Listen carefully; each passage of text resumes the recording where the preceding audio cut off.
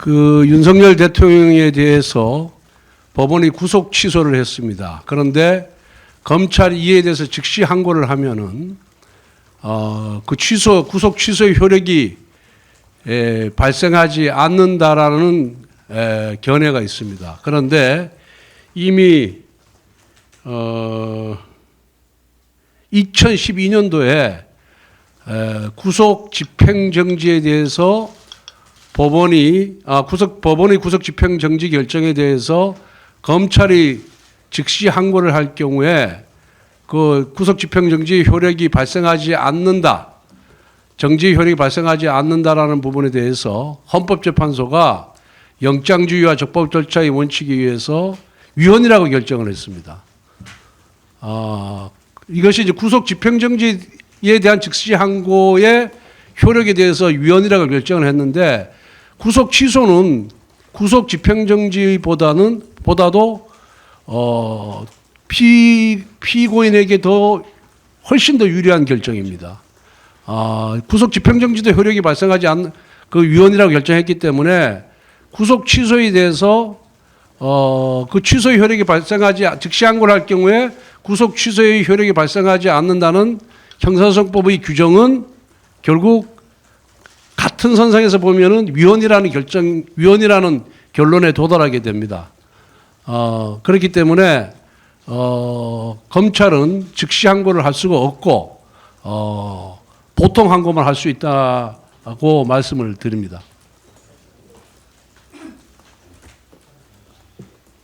그렇기 때문에 검찰은 그 헌법재판소의 위헌 결정 취지에 따라서 즉시 항고는 할 수 있는데 즉시 항고에 따른 재판 집행 정지는 그래서 다시 말씀드리면은 2012년도 헌법재판소의 결정에 따르면은 법원의 구속 집행 정지 결정에 대해서 즉시 항고를 하더라도 구속 집행 정지의 효력이 발생하도록 한 형사소송법의 규정은 위헌이라고 이미 판결을 했습니다.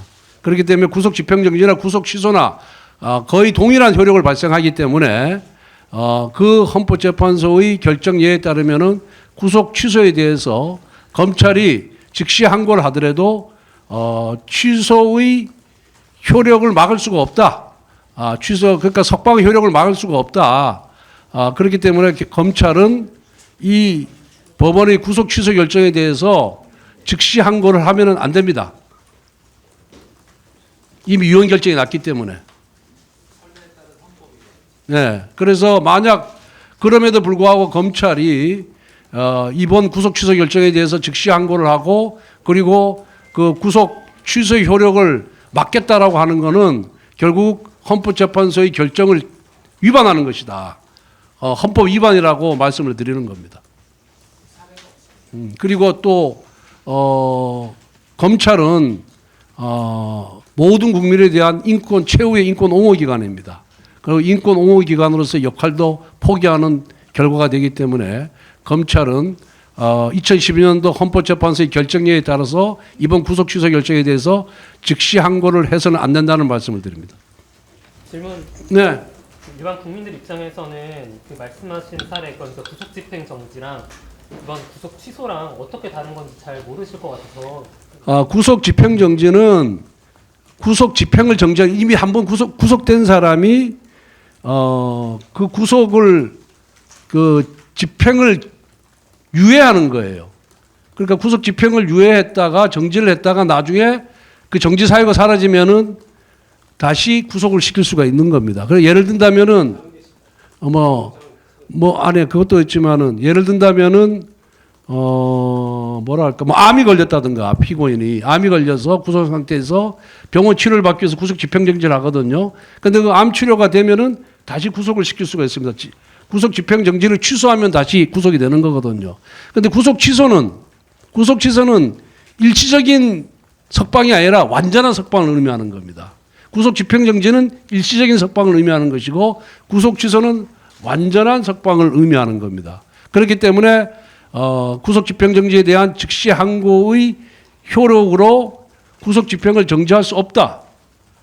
구속 정지할 수 없다라는 그런 규정이 위헌이 났기 때문에 구속 취소의 경우에도 그 결정례가 그대로 적용된다라는 말씀을 드립니다.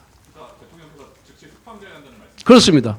그래서 즉시 석방하고 검찰은 그 헌법재판소의 2012년도 결정을 존중해서 즉시 항고를 해서는 안 되고 즉시 석방을 하라는 말씀입니다. 수사법이 계산 때문에 첫 번째 사유를 보면 이번에 구속 취소 결정이 났다는 설명 자료가 있었는데요. 검찰이 수사 범위 잘못 계산해서 그 구속 취소 결정 내려졌다는 거에 대해서 어떻게 생각하시는지.